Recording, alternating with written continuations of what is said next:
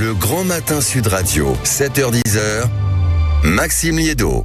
Il est 7h13 sur Sud Radio et à la une ce matin, une nouvelle qui a fuité, je le mets entre guillemets naturellement, dans la presse hier. Le couple Emmanuel Macron-Brigitte se serait entretenu avec la famille de la jeune Liana, décédée il y a maintenant 10 jours dans le Gers, à Fleurance. Bonjour Isabelle Debré. Bonjour. Merci beaucoup d'être avec nous ce matin. Vous êtes la présidente de l'association L'Enfant Bleu. Vous apportez un soutien juridique et psychologique gratuit aux enfants et adultes victimes de maltraitance durant l'enfance. Et vous menez également de nombreuses actions de prévention dans les établissements scolaires. Une première réaction peut-être sur l'information de la fin de matinée de ce dimanche. C'était hier. Le couple Emmanuel Macron et Brigitte Macron se seraient entretenu avec la famille de Liana la semaine dernière. Est-ce que ce matin vous dites « enfin, il était temps » ? Écoutez, je trouve ça normal. Voilà, c'est tout. J'ai pas tellement de commentaires à faire sur ce sujet-là. Je dirais que c'est normal et que ça fait partie de l'intime. Voilà. On sent bien que les choses bougent, que cette affaire, peut-être un peu plus que les autres, ne laisse personne indifférent. On a vu, et on y reviendra, une succession de propositions durant cette campagne présidentielle, mais un premier mot, sur ceux qui sont candidats, un premier mot peut-être sur ces rassemblements qui vont se répéter tous les lundis soirs devant les tribunaux de France. Est-ce que vous pensez que ça, c'est une colère qui est amenée réellement à, on va dire, à gonfler et à être un peu plus puissante que ce que l'on imagine ? La colère est jamais très bonne conseillère. Moi, je pense qu'il faut aujourd'hui travailler, écouter bien sûr cette colère, écouter les associations comme l'Enfant Bleu et comme d'autres qui travaillent sur le sujet de la protection de l'enfance, écouter nos propositions, écouter et surtout, nous sommes prêts à faire part de notre expérience de terrain.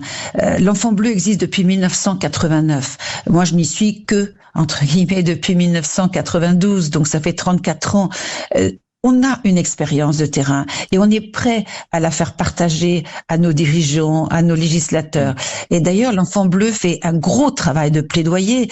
On a fait avancer les lois. Lorsque je suis arrivée à l'association, la prescription, par exemple, était de 10 ans. Elle est aujourd'hui à 30 ans.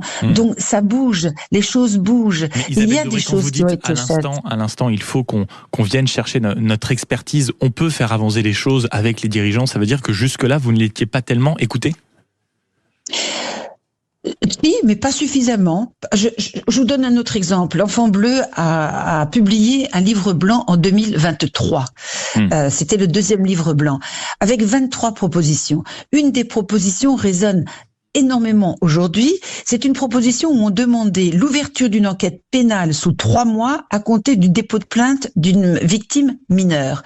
Or, la petite Rosa, celle qu'on appelle Rosa, sa maman avait porté plainte et 9 mois après, sur justement ce monsieur Barella, et rien n'avait été fait pendant 9 mois. C'est quand même incroyable. Donc, Isabelle Debré, allons au cœur du sujet. Vous qui êtes justement présidente de l'association L'Enfant Bleu, la proposition que vous venez d'évoquer, qui est dans votre fameux livre blanc, c'est Gabriel Attal qui la remet sur le devant de la table. C'était samedi dans le Figaro. Il propose d'aligner le traitement des pédocriminels sur celui des terroristes, un parquet national dédié, un service de renseignement, une action en moins de 48 heures et une enquête en moins de 3 mois. De votre expérience de terrain et de ce que vous nous dites ce matin, ça fait partie des propositions qui sont intéressantes, qui vont dans le sens d'une amélioration du traitement de ces affaires-là ? Bien sûr, mais encore faut-il qu'il y ait suffisamment de personnel et qu'il soit formé. Ils soient formés.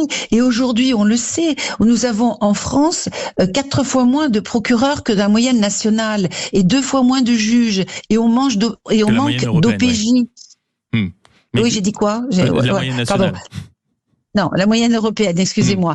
Dans la moyenne européenne. Donc évidemment, il nous faut du personnel, il nous faut du personnel formé, il nous faut du personnel formé à l'écoute de la parole de l'enfant. Alors là aussi, il y a eu des progrès de fait puisque nous avons les salles Mélanie, nous avons aussi les UAPED où nous pouvons recueillir la parole de l'enfant.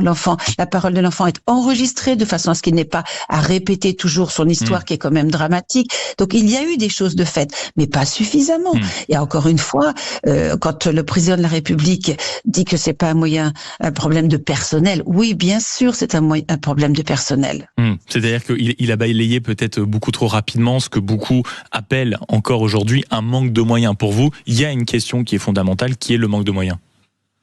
Et le manque de formation, tout à fait. Ça, c'est très important, bien sûr. On parlait de Gabriel Attal et donc de cette proposition qui a plutôt votre faveur, l'enquête en moins de 3 mois et plutôt un parquet national dédié à ces causes-là. Édouard Philippe aussi met quelque chose d'intéressant sur la table et j'aimerais votre avis, Isabelle Debré. Il se dit favorable non seulement à l'imprescriptibilité des crimes sur mineurs, mais il évoque aussi une fameuse loi Sarah, inspirée de ce qui se passe au Royaume-Uni, c'est-à-dire que ça permettrait à des parents de vérifier les antécédents d'un adulte au contact d'un enfant. Est-ce que ça aussi, ça fait partie des solutions qui doivent être mises sur la table, Isabelle Debré? Oui, il y a le certificat d'attestation d'honorabilité aujourd'hui qui est demandé lorsqu'on engage quelqu'un, mais effectivement, il faut l'étendre. Je vous donne un exemple. L'association L'Enfant Bleu ne peut pas demander cette attestation d'honorabilité, alors que d'autres peuvent le faire. La loi, je pense, va étendre. Nous en avons parlé avec les différents législateurs. Je pense que ça va avancer. Et oui, bien sûr qu'il faut pouvoir avoir une certitude. Encore une fois, une certitude, c'est difficile parce que si vous demandez ça à l'embauche, c'est très bien, mais il faut le demander régulièrement, au bout de 3, 4, 5 ans, quand des personnes sont en contact régulier avec des enfants.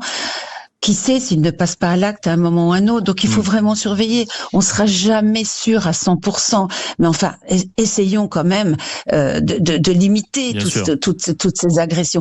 N'oublions pas que 80% des parents maltraitants, des personnes maltraitantes, sont d'anciennes personnes maltraitées. Alors ça ne veut pas dire que c'est un problème qu'il faut réellement prendre à la racine et qu'il faut savoir suivre pour empêcher les prochaines agressions et les prochaines dérives et déviances. Merci beaucoup, Isabelle Debré, d'avoir été avec nous ce matin, la présidente de l'association L'Enfant Bleu, en rappelant que vous apportez un soutien juridique, psychologique gratuit aux enfants et adultes victimes de maltraitance durant l'enfance et vous menez également de nombreuses actions de prévention dans les établissements scolaires. Merci d'avoir été dans le studio de Sud Radio ce matin, il est 7h20.